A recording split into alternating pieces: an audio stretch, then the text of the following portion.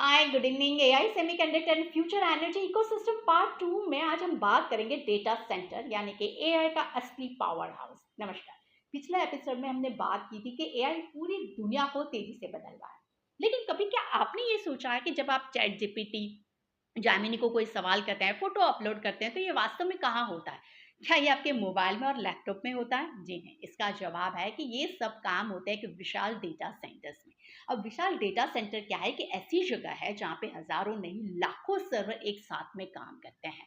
यहाँ पे AI models को ट्रेन किया जाता है। इतना ही नहीं, करोड़ों यूज़र्स की जो क्वेरीज़ है, इसे यहाँ पे प्रोसेस किया जाता है। दुनिया भर के डिजिटल डेटा को यहाँ पे सुरक्षित भी रखा जाता है। यानी अगर सिंपल भाषा में कहें तो एआई यहाँ पे माइंड है, तो डेटा सेंटर यहाँ पर हार्ट है। अब सबसे बड़ी चुनौती यहाँ पे ये आती है कि जैसे एआई का इस्तेमाल बढ़ेगा, वैसे सर्वर की भी जरूरत पड़ेगी, वैसे ही बिजली की भी यहाँ पर आवश्यकता होगी। पर सिर्फ इतना ही नहीं है, ये सर्वर लगातार काम करता है, जिससे बहुत ज्यादा यहाँ पे हीट पैदा होती है। इसीलिए उन्हें ठंडा रखने के लिए बड़े बड़े कूलिंग सिस्टम भी यहाँ पे 24 आवर्स चलते रहते हैं। यानी किसी भी डेटा सेंटर्स को सिर्फ सर्वर ही नहीं, बल्कि लगातार पावर सप्लाई, कूलिंग और बैकअप इंफ्रास्ट्रक्चर भी यहाँ पे इतनी ही जरूरत होती है।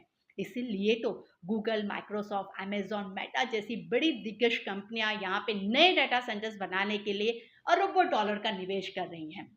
लेकिन यहाँ पे सबसे बड़ा सवाल ये भी है कि आने वाले वक्त में एआई का यूज और भी बढ़ेगा, बिजली की और भी जरूरत पड़ेगी। तो यहाँ पे जिस हिसाब से पारंपरिक बिजली का इस्तेमाल होता है, क्या ये इस डिमांड्स को पूरी कर पाएगा, या फिर renewable energy, battery storage, transformation और स्मार्ट ग्रिड इस बदलाव की सबसे बड़ी कड़ी बनने वाला है।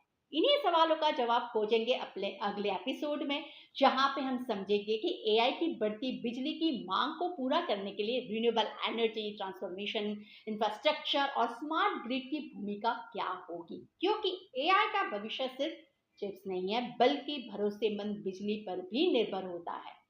अगर आपको मेरा रिसर्च पसंद आया है तो मुझे लाइक करिए और फॉलो करिए, और पार्ट 3 जरूर देखिए।